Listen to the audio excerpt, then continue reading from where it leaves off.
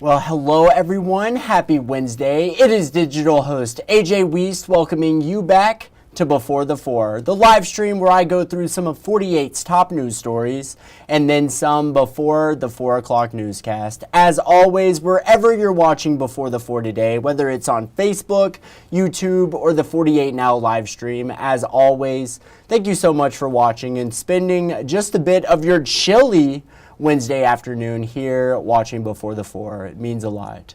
Now let's begin with the weather. A chilly day without a doubt as we saw a bit of the white stuff on the ground as we woke up this morning.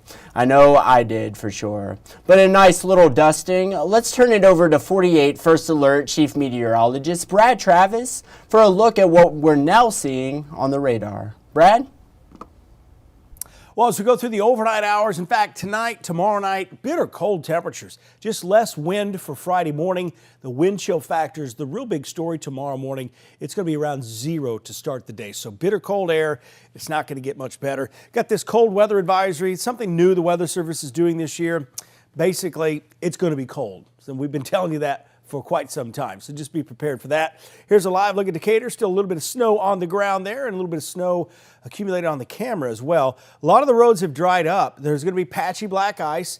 Tomorrow the sun's going to come out and that's going to help us out. It's just been cold all day today, and the real saving grace was the fact we had some sunshine on the roads yesterday and the asphalt really kind of warmed up, and some of that warm air kind of stayed right below the road and helped things out tremendously. The pre-treating helped as well. Of course, we did have some issues early this morning.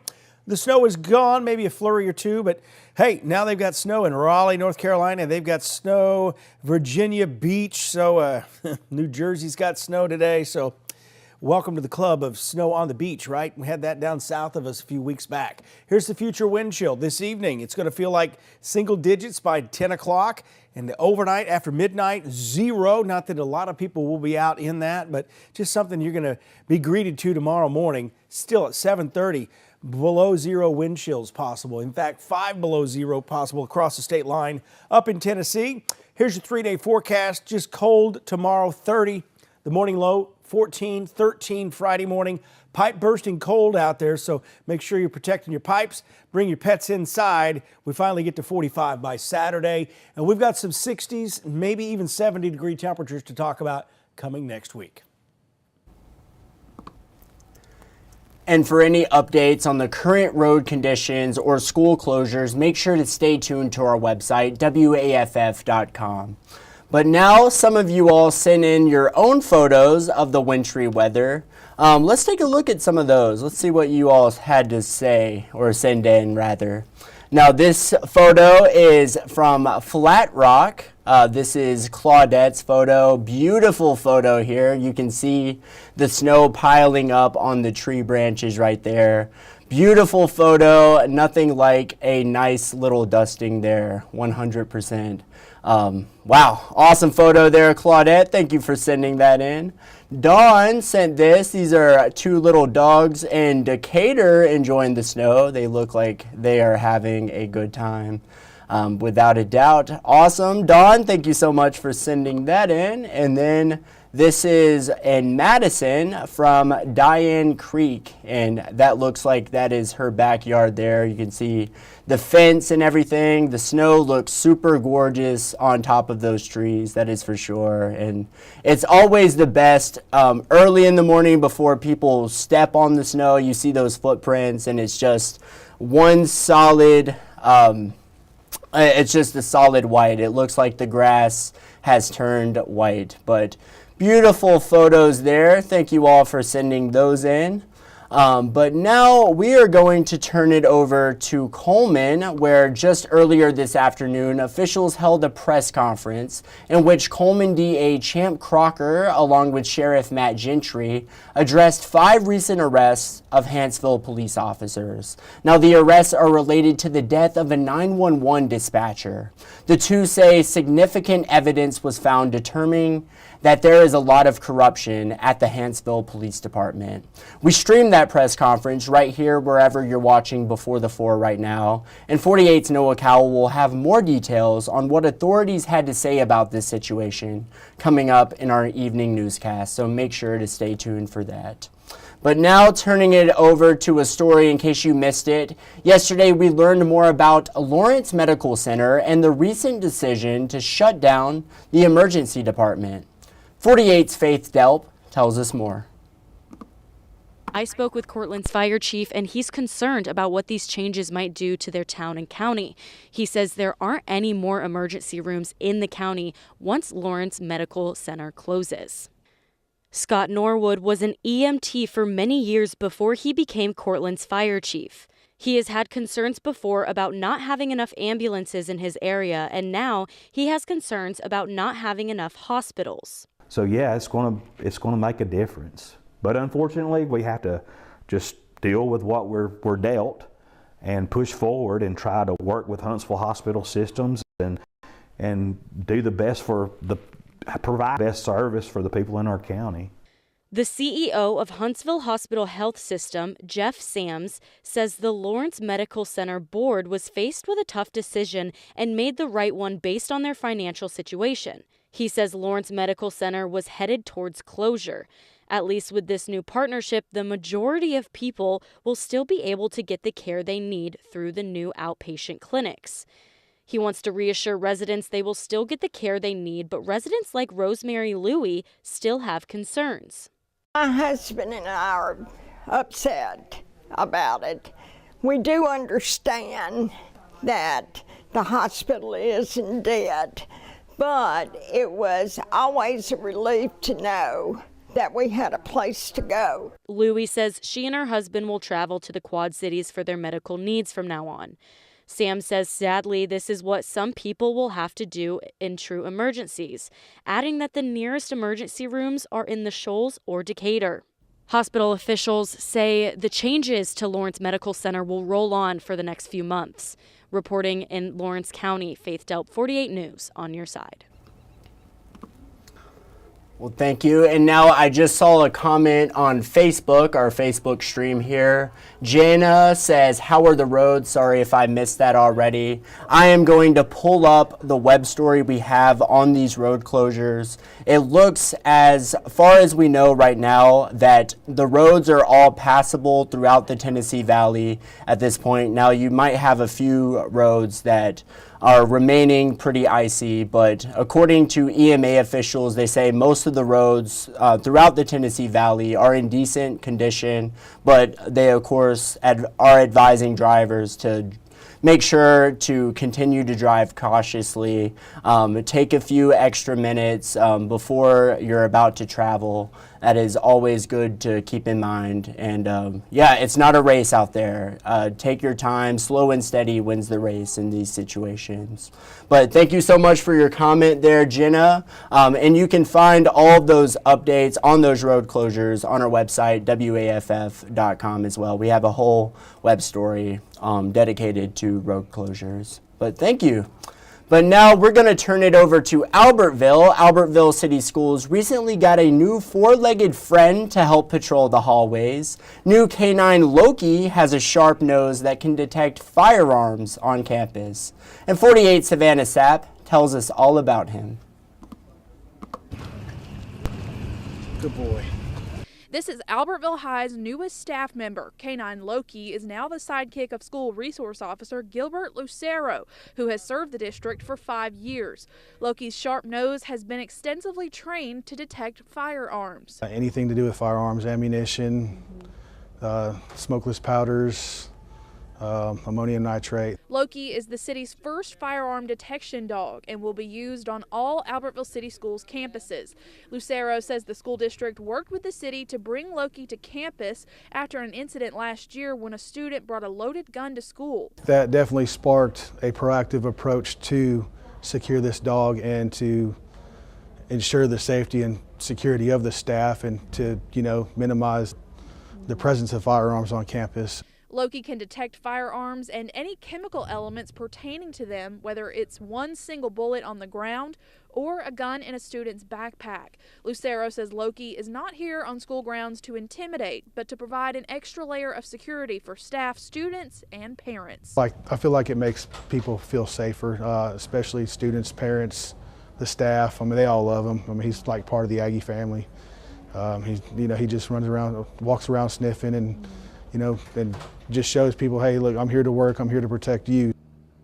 And the Albertville City Schools District actually paid for Loki themselves, as well as funded all of the training it took to get him here. School leaders tell me that he is a worthwhile investment. In Albertville, I'm Savannah Sapp, 48 News, on your side.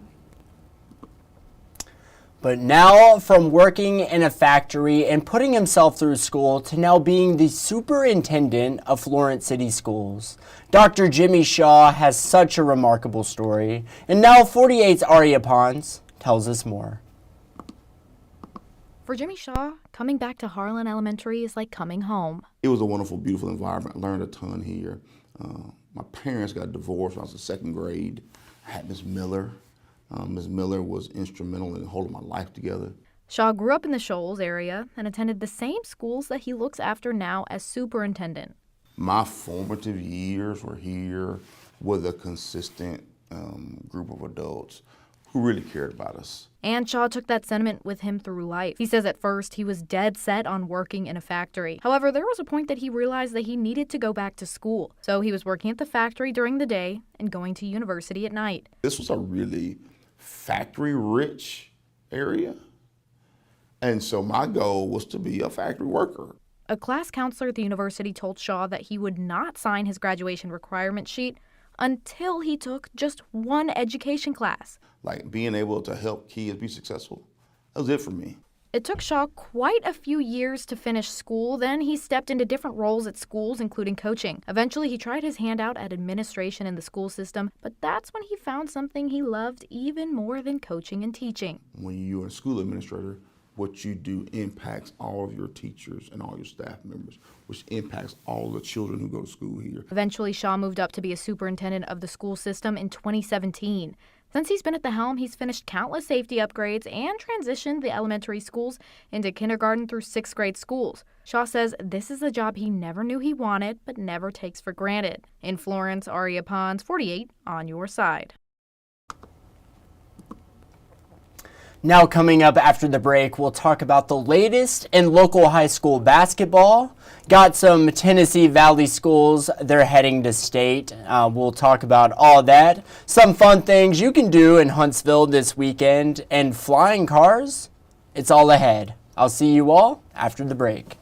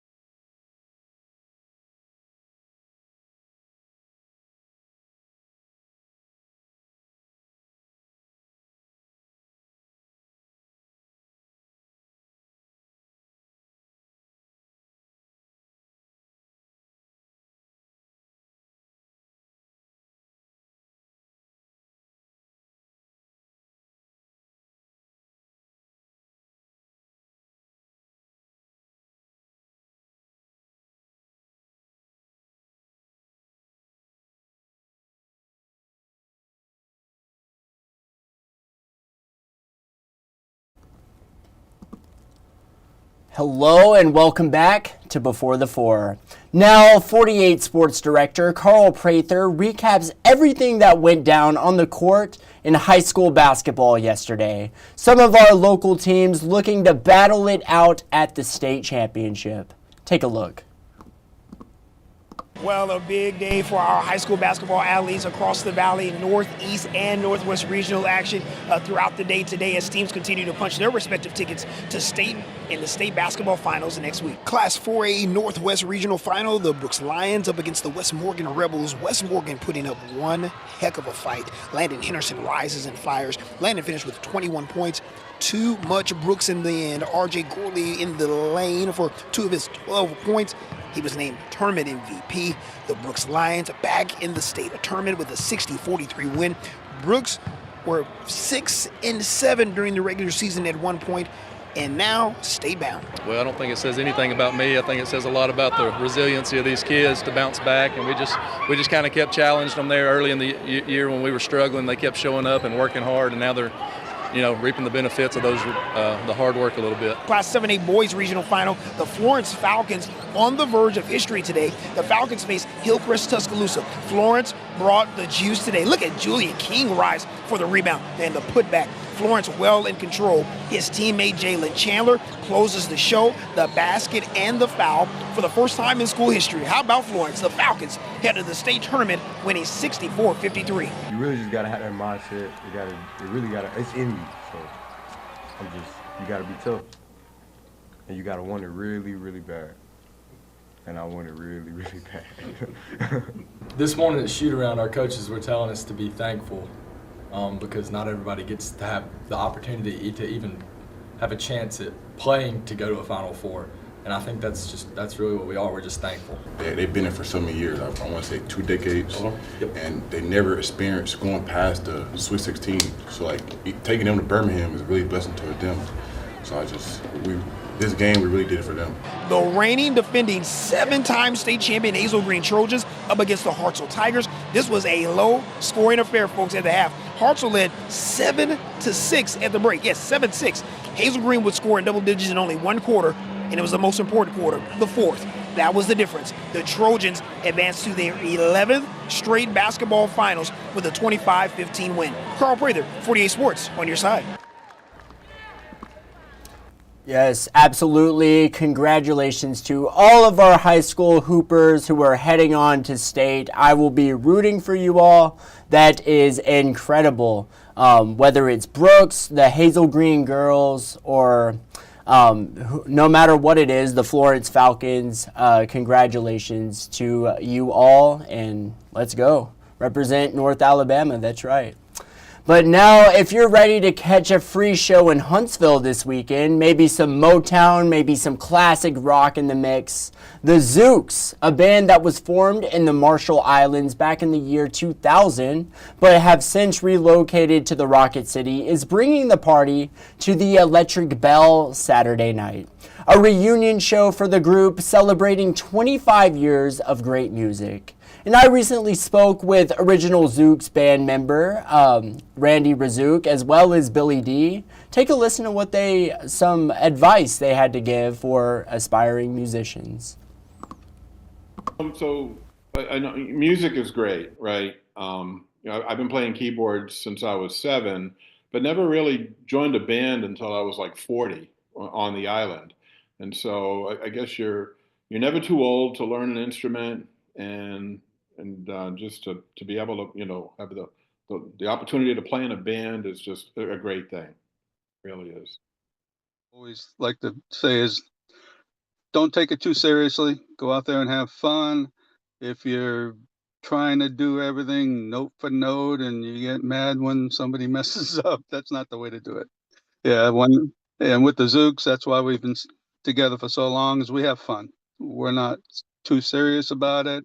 We just want to have fun with the audience, and we interact with the crowd too. We'll talk during the shows and get a few chuckles. So it's not because of the music, but because of Billy's jokes. Yeah. And Billy had plenty of those, let me tell you. That was an awesome interview with the Zooks. And you can find that full 48 Now interview with more details on the band and Saturday's free show right now on our website. Just go to WAFF.com. You'll go to digital shows and then 48 Now. But now maybe you're a young professional looking to make some new friends here in the Huntsville community. The Huntsville Young Professionals are holding a Wreak Havoc night this Friday during the Huntsville Havoc game against the Knoxville Ice Bears. And yesterday I spoke with Huntsville Young Professionals President Chelsea Downs. Take a listen to what she had to say about the community. Now, talk about this Friday's event at the Havoc game. What all can be expected? Yeah, so we work really closely with the sporting organizations here in Huntsville, and typically we just kind of sell some tickets for them for that game. So we do have our tickets linked on Eventbrite. I do believe we do have a few more tickets left to be sold, so you can definitely get a ticket there. You can find all of our events on social media like Facebook, Instagram, and our website as well. But yeah, so what we'll do is we'll just meet up, we'll watch the game, we'll have some fun, take some pictures, and it's a great way to network, meet friends, and to just get out of the house for a night. Right, and what better way to do that than watch some hockey, wreak some havoc, 100%. For anyone watching at home right now, Chelsea, who might be interested in joining the org, how can they go about doing so? Yeah, so we actually have our board applications open right now. I believe they are closing on March 5th. And so if you are interested in joining the board, it is an application process. And so you can find that on all of our socials as well as our website as well. Well, very, very nice. And are there any other fun events coming up you'd like to get the word out on or mention before they happen? Yeah, so we do have our happy hour coming up on February 27th. That is at the Beer Hog in Madison, and that is a newer organization as well. And so it's a really cool spot. It's where the old Madison Library was. So the Beer Hog is coming up. We also have one coming up on March 5th at the Wine Cellar. Have some fun March events that are coming up. So I just tell everybody, stay in the loop, stay connected. We post everything on our socials. Everything is Huntsville Young Professionals. So yeah, that's basically what we do have coming up, and more to be announced. Now check this out. A startup company says it's close to pioneering a piece of future tech many of us have been dreaming about for years: a flying car. NBC's Steve Patterson got an exclusive look mid-flight. Take a look. For all the advances in automotive tech, one issue only seems to be getting worse: gridlocked traffic. But this Silicon Valley startup says the solution comes straight from our imagination: the flying car.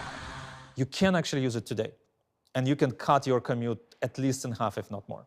Jim Duchovny says his company Aleph Aeronautics was able to create something we've been dreaming about since the Jetsons. We're trying to make science fiction a reality.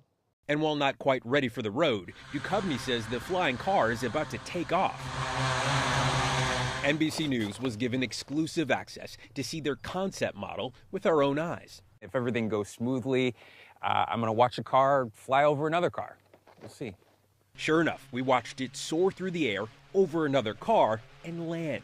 But for all the magic of this moment, we were heavily restricted, forced to shoot at least half a football field away, and we never actually saw the driver entering or exiting the vehicle. But you're not still all the way there yet, because you wouldn't let me in the cockpit yet. There's a difference between you and the consumers. We still have some IP, intellectual property, which we're trying to protect. So far, more than 3,200 early adopters have pre-ordered their $300,000 all-electric flying car. And the company is aiming to begin production by next year. But practicality might be where the rubber meets the sky. Only a few countries allow for the kind of road-to-air reality Duchovny envisions. It's going to be a slow, incremental approach, which is good for legal integration, which is good for consumer integration. But he says as demand grows, regulations will catch up with the tech. For now, it's still that cutting-edge pie in the sky. Steve Patterson, NBC News, Silicon Valley. That thing is awesome. I had to show it.